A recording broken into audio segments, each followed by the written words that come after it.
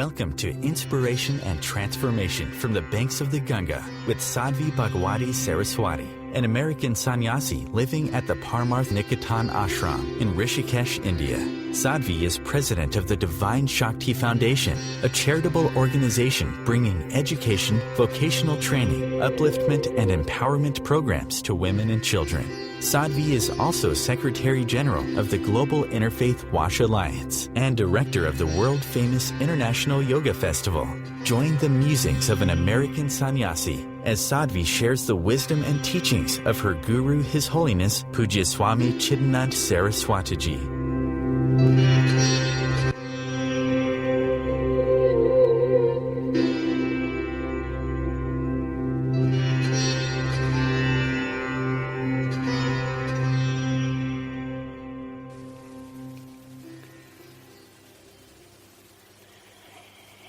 Love is something that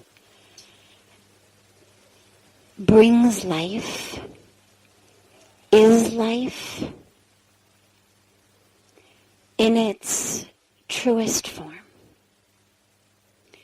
Whether you watch a flower petals open, whether you watch the rain fall, whether you watch a sunset, whether you watch new babies of any species, we're able to see love unfolding, which is why all of those are moments that fill all of us with such joy, with such peace. It's like each of them is an example, a manifestation of the love of the Creator into the creation. None of them would be possible without great love flowing through the universe. Love is that which connects us to each other. But in order to really do that, and the greatest hindrance that we have to love is love can only happen spirit to spirit, heart to heart. When we love only the form, it's objectification. It's what we call lust. Lust isn't only sexual or sensual. Lust is that my attachment to you, my yearning for you, is based on the object of who you are. That object is somehow going to give me something. Sensual, sexual pleasure is only one of those things. If what I need from you, what I'm looking for from you, is just from your form, this is objectification. It's not love. But we mix it up with love so frequently because what happens is most of us move through the world not feeling whole. The beautiful mantra that Nandini began with, Purnamada. It's a mantra that reminds us how whole and complete we are. The mantra basically says that, the capital T, that, is infinite. Whole, complete, perfect, full, divine. And this, which has been removed from that, taken from that, or you could say created by that, out of that, is also whole, full, perfect, complete, and divine. It reminds us that as we've been created by fullness, when you remove fullness from fullness, fullness still remains. It's the same thing we're taught in math class. Infinity minus 10 is still infinity. Infinity divided by 7 billion is infinity. So if we've been created by that which is infinite and full, regardless of how many of us there may be. The laws of science and math tell us the same thing the laws of spirituality do, which is that creation is also full and whole and complete. And yet, the vast majority of us go through our lives forgetting that. So we feel less than full, less than complete, less than beautiful, less than perfect, less than worthy. Then we meet someone in whose presence we're able to access a place in ourselves that feels love. A place in ourselves that is love. A place in ourselves that's lacking nothing. That's overflowing, rather. Because when we're in love, we overflow. Not just to the loved one. We all have seen so many situations where a friend or a coworker or a colleague comes into the office one day or into school one day, and we automatically know, she's in love. He's in love. Right? It just, even if the beloved isn't there with them, it oozes out of us. We fall in love. We become very good tippers in the restaurant. We fall in love. We're suddenly helping people across the street. We fall in love. We're suddenly forgiving anyone and everyone who wrongs us in any way. Because that love, although sparked by one person, has actually just connected us to a place in ourselves which is love. But what's happened is we've hooked our experience of love into that person. You make me feel full. And so then when that person does something that no longer makes us feel full, the pain that we experience is because we've attached our experience of love to that person's actions.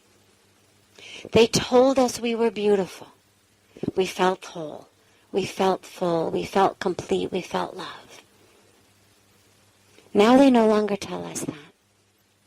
We say, you've changed. Something's happened. And that's a very emotionally loaded point because inherent in it is, you have changed so I no longer am able to access that place of love in me. Well, what that makes us know is, it wasn't full love to begin with. All it was is that through that person we were able to access that place, which doesn't mean it's wrong.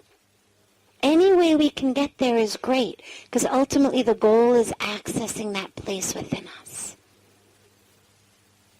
Whether we get there through a sunset, a baby's eyes, a puppy dog, or a human beloved,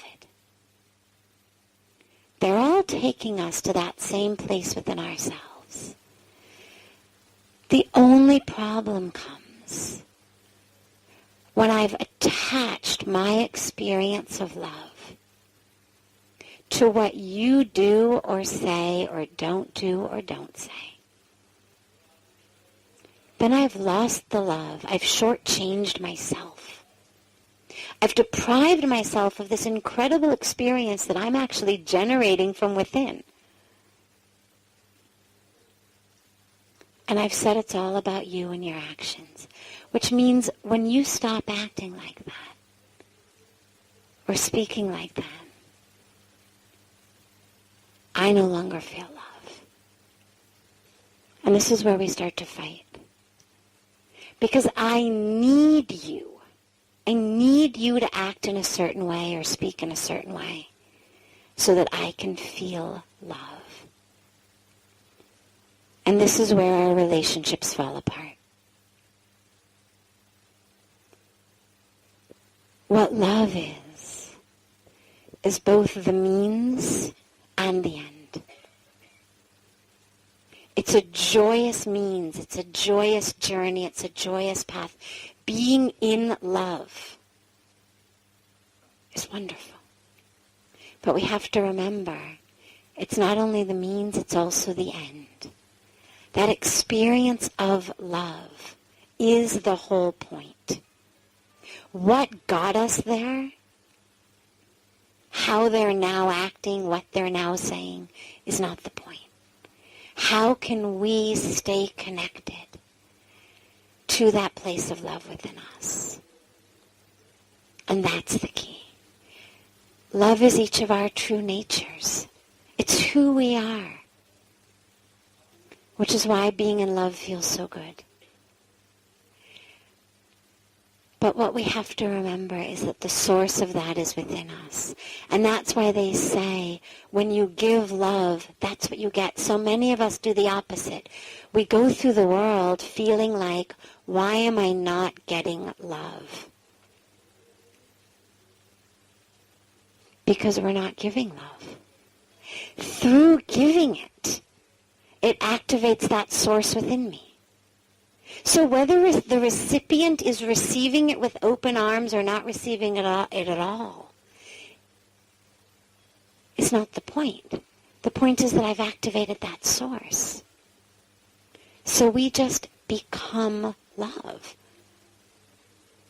Some of those in our auric field will pick it up and respond with love. Some will not. Some will be like flowers who open their petals. Some will be like brick walls.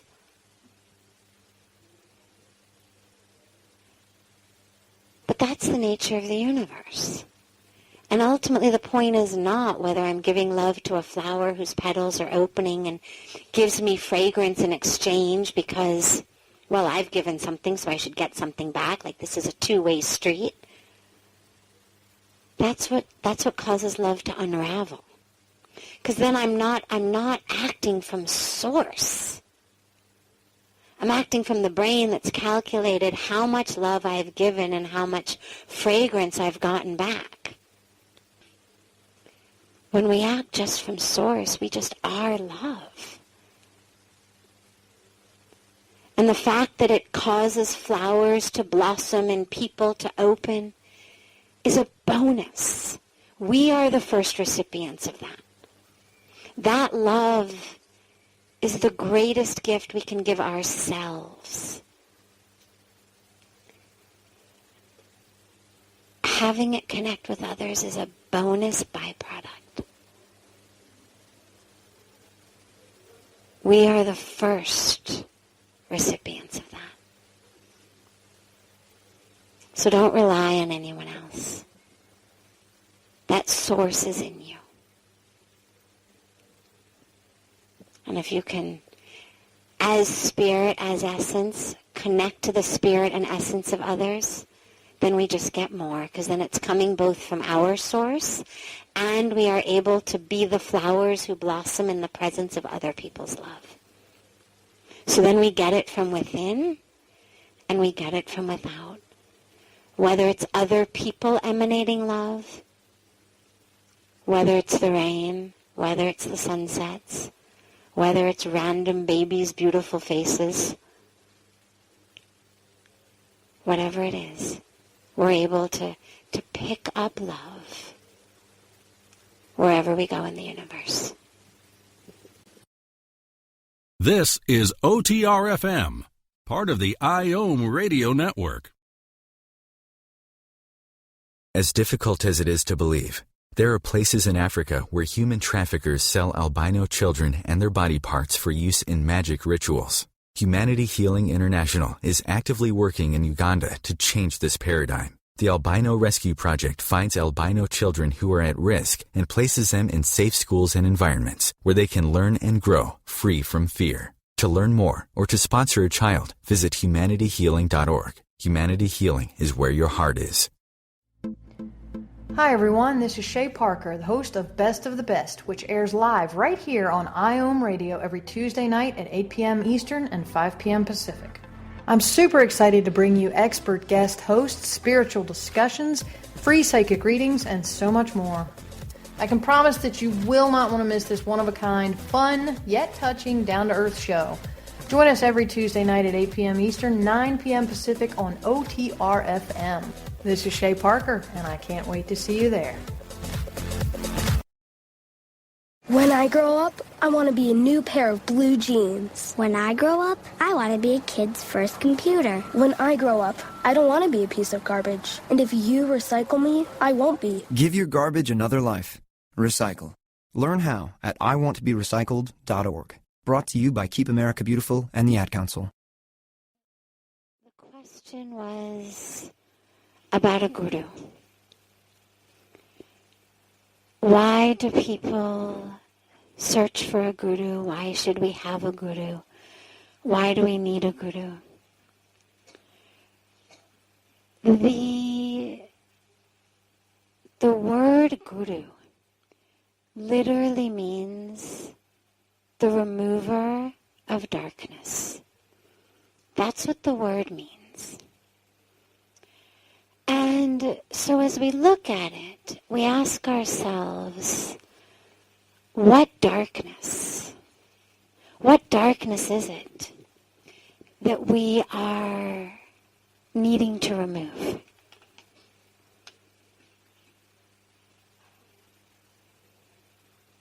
In the Indian spiritual tradition, there's not a concept or a teaching of evilness. It's a teaching of ignorance and a darkness of ignorance. And it's that darkness that we need light for. It's not that the core of who we are dark. The core of who we are is all of the same qualities that we worship and envision and connect with the divine. So if you think about the qualities, the characteristics that God has, grace, compassion, love, consciousness, infinity, these are the qualities that we have at the core. That's who we are. We've been created, not just by the Creator, but of the Creator. There's a beautiful, beautiful mantra that teaches us that when you take anything from wholeness, from completion, from perfection, what you get is wholeness, completeness.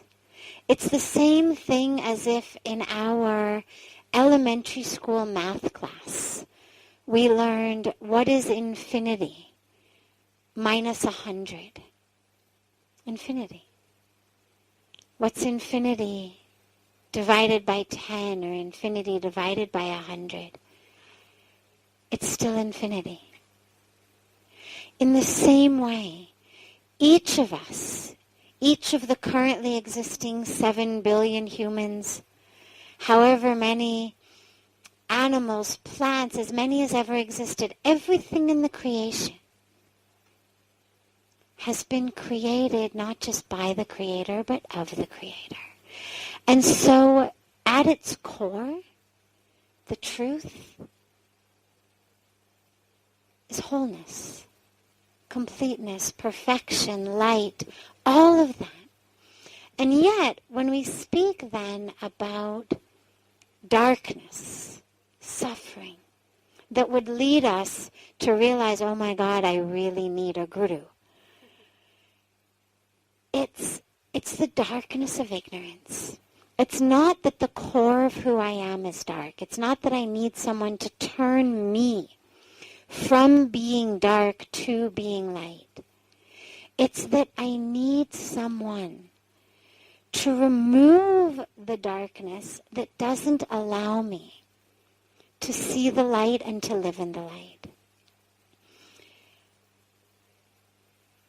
That darkness comes when we identify with the body, with this external identity, with what we look like, where we're from, what we own, how much we make. Because all of that is the root of suffering. If you took a poll and we just went around the room and we said, okay, what are you suffering from? What are you suffering from? What are you suffering from?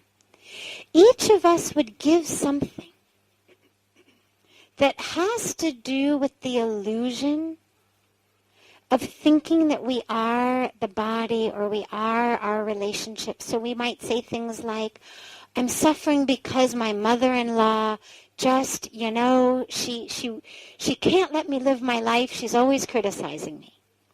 Okay, so that's my relationship. What another person says or does has created suffering in me. Or I'm suffering because I worked for 3 months or 3 years on this project. And then someone else put their name on it and took it to the boss. So again, the suffering is because I've identified with the doer of that project, with the person who didn't get the raise or the promotion or the credit.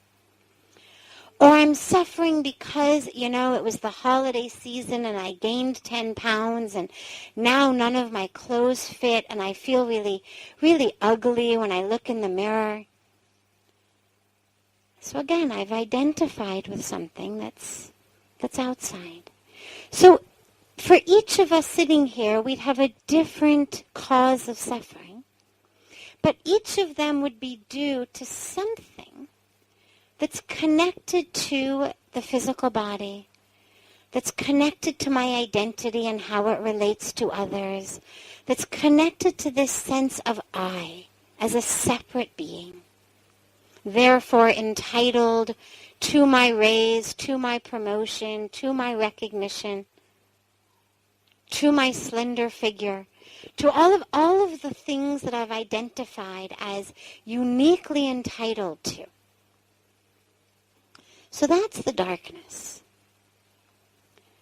The light is who I really am, which is that wholeness, and is that completeness, and is that perfection, and is that wears this body just like it's worn so many other bodies during this life and past lives, that has current relations just like in so many lifetimes it's had so many. But it's not who I am. If I identify as a doctor, or even I identify as someone's wife or mother or child, or I identify as beautiful or rich or smart, well, at some point, that's going to shift. My relationship will shift. I'll retire from my job. I'll no longer look in the mirror and see someone I identify as beautiful. The stock market will crash. I'll no longer be able to identify as rich. And if I've thought that that's who I am, then not only have I lost a job, or lost a relationship, have an empty nest, lost my money, lost my looks, but I've also lost me.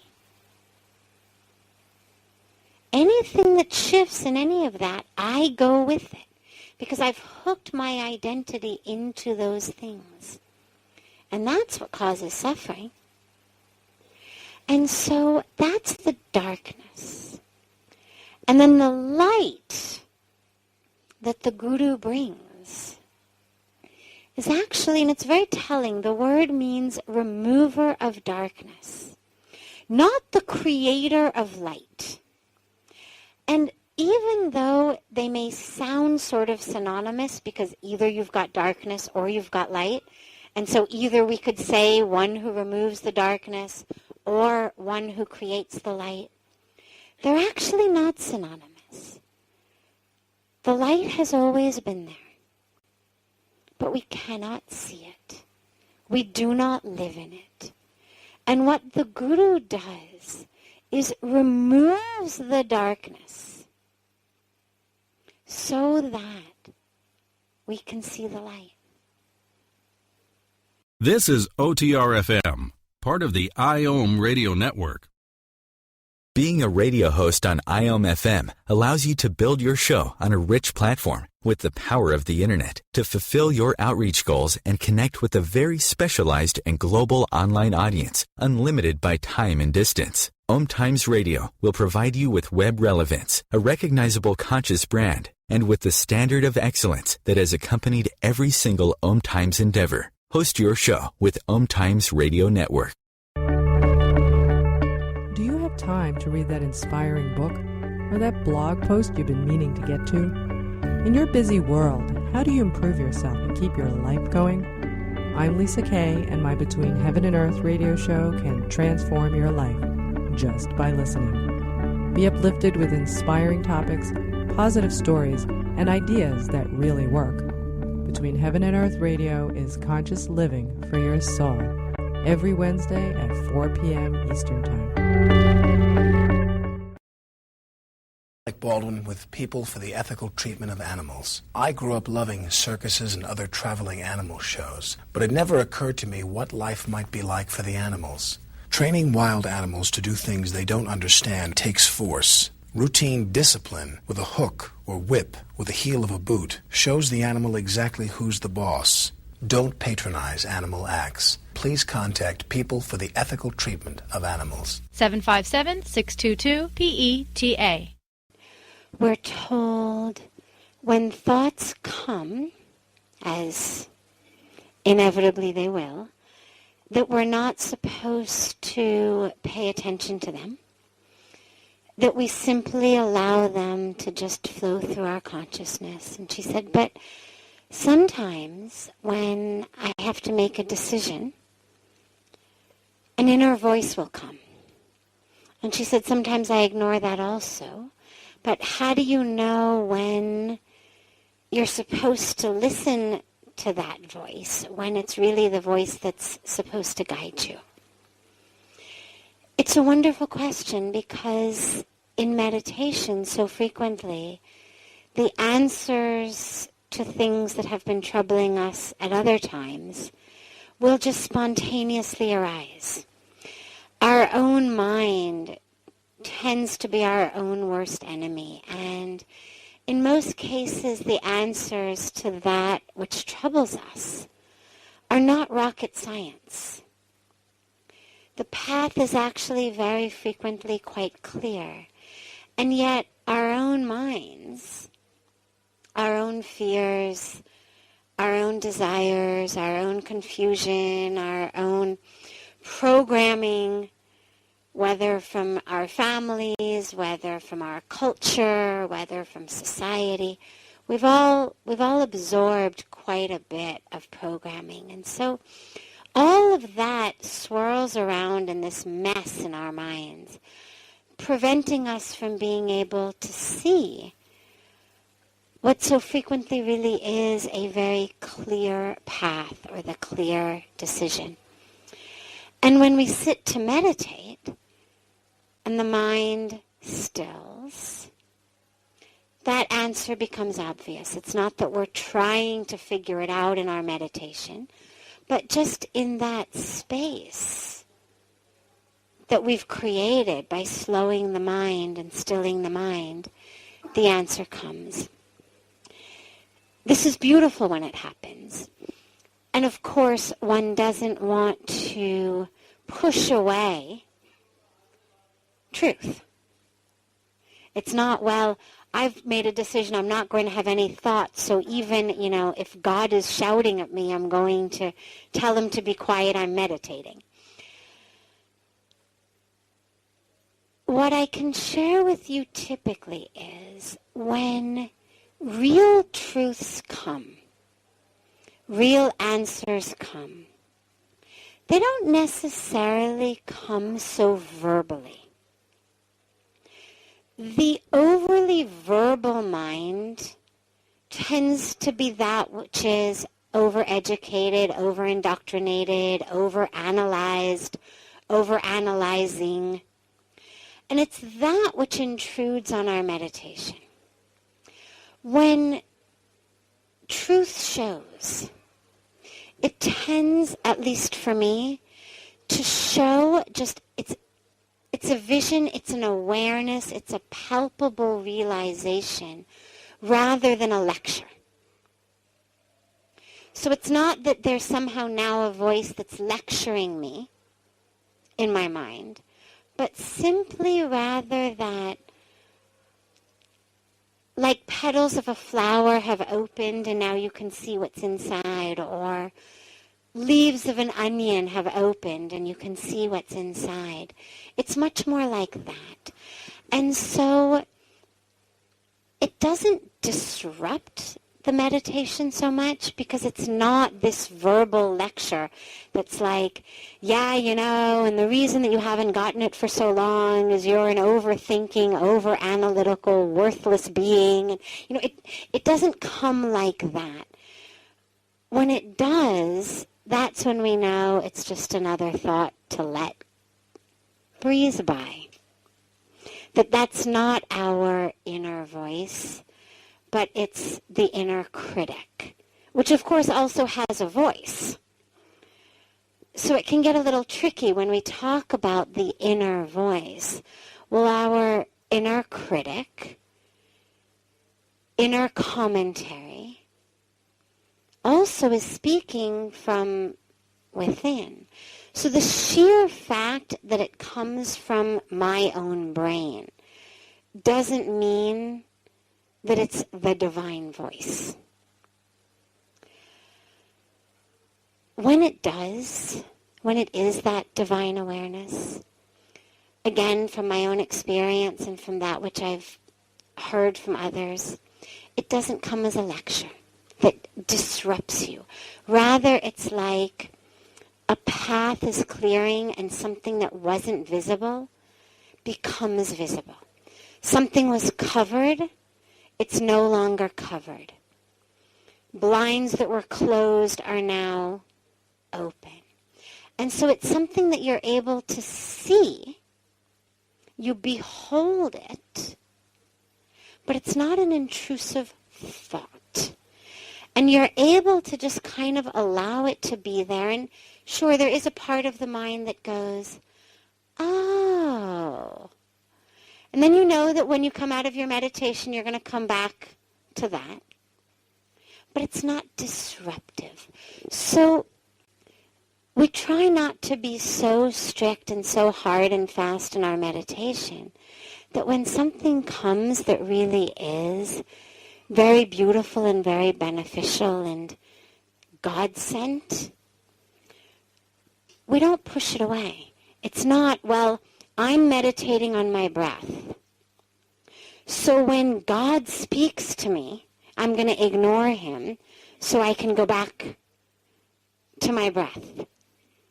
The whole point of all of the techniques, whether we're paying attention to our breath, whether we're watching a candle, whether we're reciting a prayer, with mantras, they have the ability also of just stilling the mind, like these things. But they also have, in and of themselves, a very alchemic magic. But in general, all of these meditation techniques are just ways to get the mind to become still. So that the truth, which is so obvious, which is so simple, which is not nearly as complex or esoteric as people who would like to sell you something, would like to make you believe. It's just a matter of quieting the brain enough that you can see it. So as you meditate and you get quiet, that truth absolutely may reveal itself. Allow it. And the last piece is, but when it does reveal itself, remember you're meditating and not analyzing. So it's not that the truth reveals itself and then you say, oh my God, wow, I've waited so long. I wonder why it took so long for this truth to reveal itself. All right, so the minute I'm done meditating now, what I'm going to do is I'm going to get up. So we don't do that. We're still meditating. We don't shift into planning mode or analyzing mode or judgment mode. We allow the awareness, knowing full well that it's going to be there when we come out of our meditation. And then we go back, whether it's to the breath, whether it's to the mantra, whether it's to a prayer.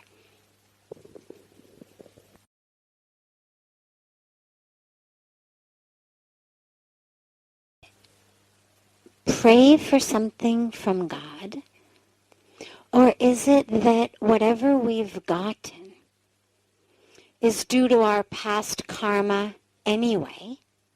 So what role does prayer or God have in this? Is it that we pray for a certain thing or pray for a certain situation, or just that it's all karma?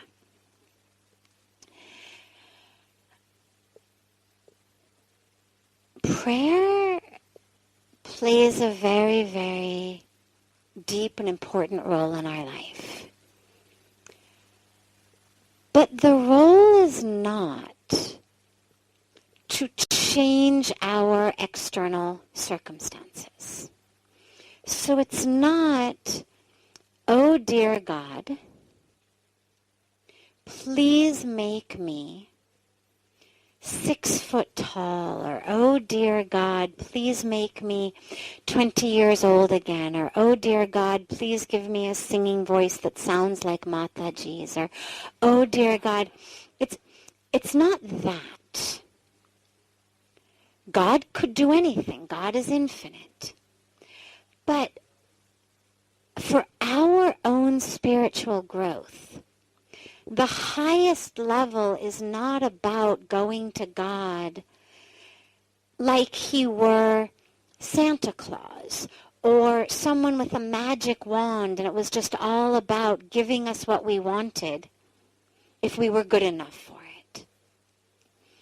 Ultimately, what the prayers to God should be, and this is what changes our circumstances amazingly, is, oh dear God, help me recognize who I am, the truth of who I am.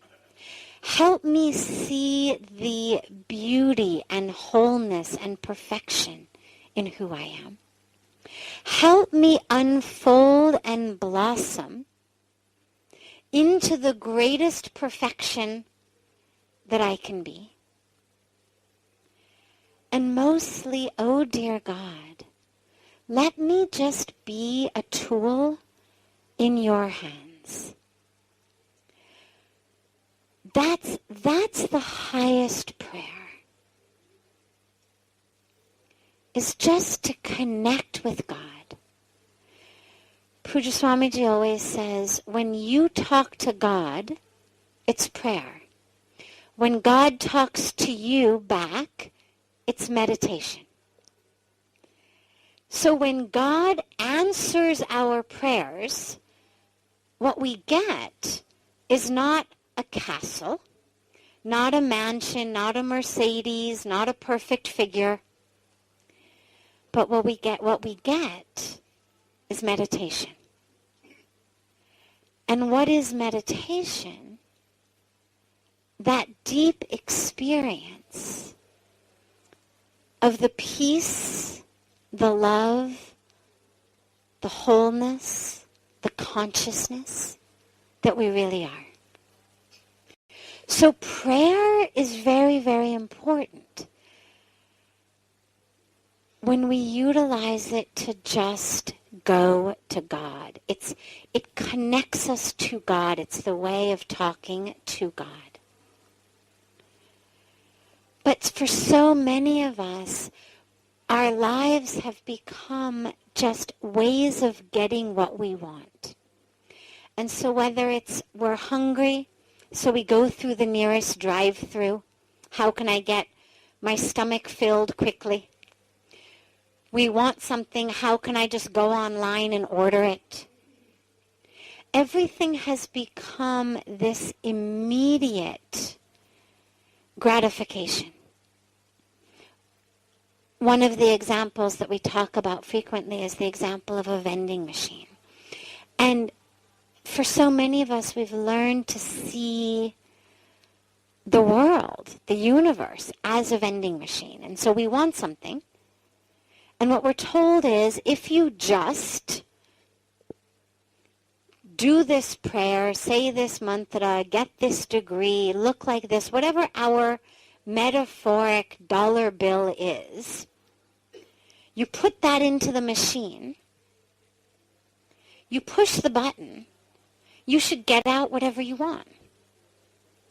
And if you don't, it's that you've got the wrong mantra or a certificate in the wrong thing or the wrong guru, or you're praying to the wrong God.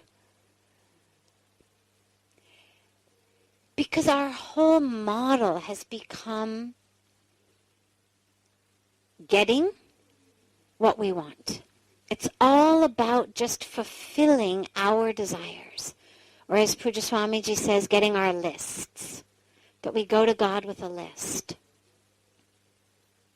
But instead of that, if we recognize that connection with the divine is actually not the means but the end, that is the goal, that when we are connected with the divine, everything else is automatically there,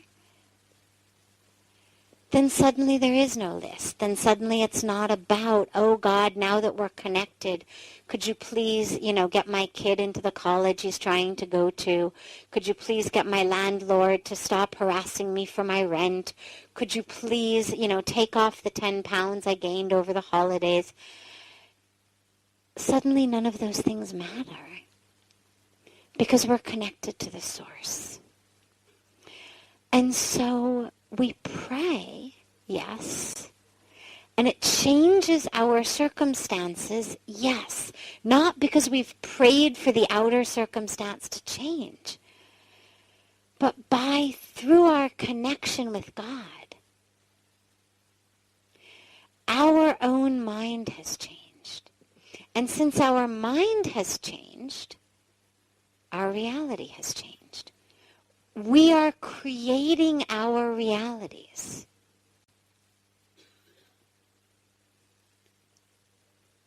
So it changes. So it's neither about just a sense of accept it and never try to change it, nor is it about asking God to change it. It's about asking God to give us that level of connection, to give us that level of awareness, that level of experience of who we are, through which our vision changes, through which who we are changes. And as we change, so do our circumstances. This is OTR-FM, part of the IOM radio network. Have you ever wondered how to change your love paradigm? The secret key is finding a love partnership, not just a regular connection. How do you find these? Through conscious relationships. Ascending Hearts Dating is a dating site for people like you that believes in second chances and a different type of spiritual connection. Try Ascending Hearts for free today at ascendinghearts.com and change your love paradigm. Ascending Hearts, the premier dating community for the spiritually awake. Circle of Hearts Radio is a sanctuary on the airwaves. Join me, Grandmother Elia, in the circle on Sunday, 2 p.m. Eastern as I share information to both enlighten and nourish your soul. I want to thank my mommy for loving me so much, For taking me to the doctor when I broke my foot, for leaving me alone when I wanted to be alone. And now, as a grown-up, I'm thankful for being able to take care of you, my dear mom, for taking you to your therapies, for understanding that sometimes you simply want to be alone. Roles change without us noticing. That's why AARP gives you the information to provide even better care for your loved one. Visit aarp.org/caregiving. Brought to you by AARP and the Ad Council. He's asked, for those who didn't hear, about the importance of religion. Can we have this experience of light, this experience of moving toward or unfolding into, awakening into enlightenment without religion? What role does religion have to play in that? Religion gives us a way to connect with the divine. It's not essential. The divine is infinite. As we always say, it doesn't matter what name or what form you use to connect. Whether you connect to God in the form of Krishna or Ram or Ganesh or Christ or Allah or Adonai or no name or no form, it doesn't matter. God is in everything. The dilemma comes, and this is the piece that I would say religion serves. On a spiritual level, religion plays a lot of other roles culturally. But on a spiritual level, what religion plays is it gives us a discipline. It gives us a container. Yes, of course, God is accessible and there and available without religion. It's not that you have to be in a temple or a church or a mosque or a gurdwara or a synagogue, or even that God is more in those places. And yet, very few people who don't self-identify as religious spend very much time contemplating God or connecting to God. And so what religion does is it offers us a way, again, a container, a path, to go into this. And of course, and we won't go there, religion gets co-opted by politics, by power, by all the things that make us wonder, why is religion even necessary? But if we could actually isolate religion from all of the things that are not religion, politics is not religion, power is not religion, money is not religion. At its core, certainly it's been co-opted these days, and for perhaps since the beginning. But at its fundamental purity, what religion offers us, for people who are not self-motivated, for people who, when they close their eyes and sit in a dark room, don't connect automatically with God,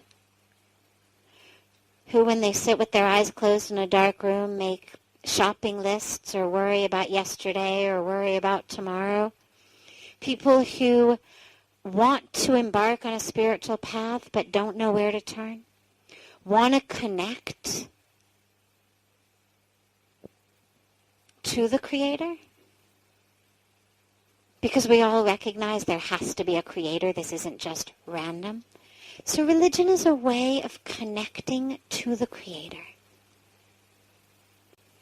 You don't need it. It's like, if our goal is to get into Ganga, you're here on the banks of Ganga. A bath in Ganga liberates us. Great. So we all need to get in Ganga. Parmarth Niketan has a really nice ghat with nice steps. You can go down slowly. Go a little bit down the way, you'll find some other ashrams, some with steps, others that enter at a slant. Go down a little farther, you'll find kind of beaches that drop off into Ganga. Do you need to get into Ganga?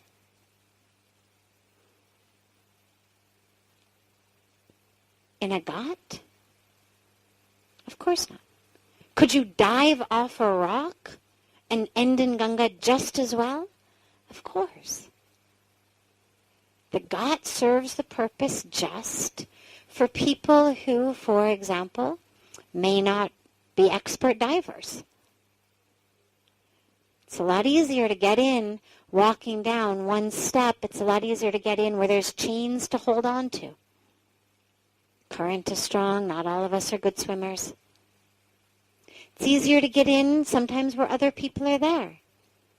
You think, well, if I slipped, at least the guy downstream would catch me. But Ganga is Ganga. The goal is just to get in. So no, you don't need the God to get in. You don't need the religion to access God. But just like what we tend to see here is when people dive off rocks with all good intentions, you can get injured. In the same way, it's not so much a matter of being injured as a matter of not knowing how to get in. Then our ego takes over and ends up creating more darkness. So what I would say is, if you've got a way in that's not through religion, but it connects you, when you close your eyes sitting in a dark room, you're connected, fantastic. Don't worry about a religion. But if you sit in a dark room and you close your eyes and all you can do is make a shopping list or worry about yesterday or worry about tomorrow, then something organized might be helpful. Doesn't mean that you have to buy into the politics, buy into the power. It doesn't mean you have to get co-opted. But it means that sometimes it helps. It helps to understand, what am I focusing on? Oh, okay, here's Krishna. I can focus on this form, this quality. Here's a mantra I can chant. Here's a song I can sing. Here's a story I can listen to. It's very, very helpful for people, rather than trying to deeply connect with nameless, formless infinity. But if you can do it, fantastic. Either you're walking that way, or you're walking this way.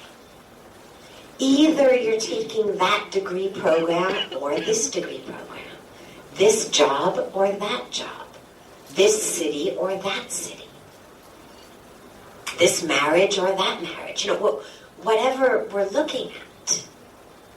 And so the most important thing first is to really look at things clearly. And to make sure that we're not driving ourselves crazy trying to turn something into something it's not. To really look at, what is this package?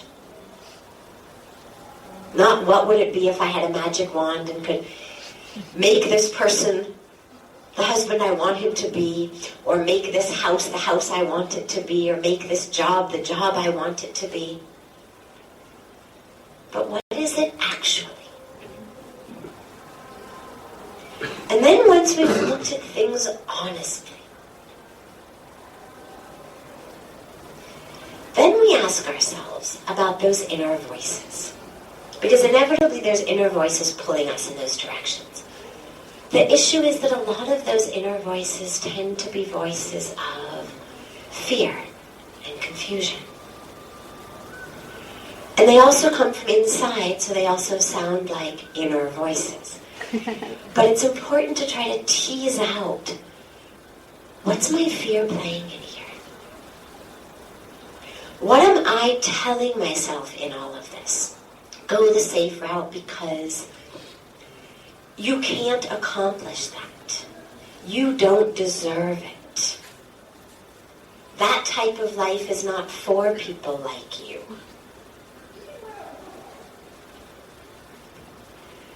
We give ourselves all these reasons to not step into actually the life we're supposed to be living. So try to tease out, what are the voices of fear?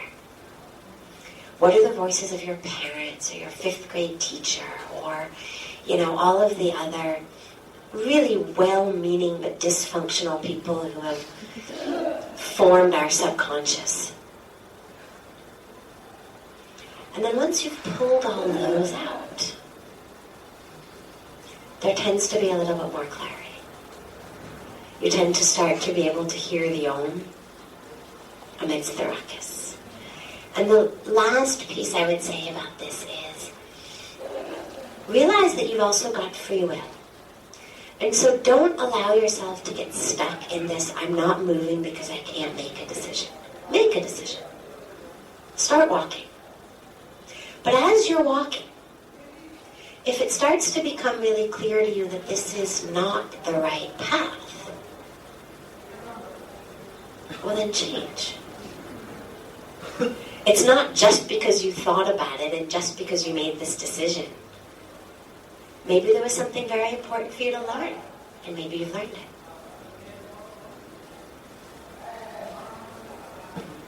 So make a choice. Walk. And then keep your eyes and your ears and your heart open. Not your fears, not your ego, but your real heart open to knowing whether you're on the right path. This is OTR FM, part of the IOM Radio Network.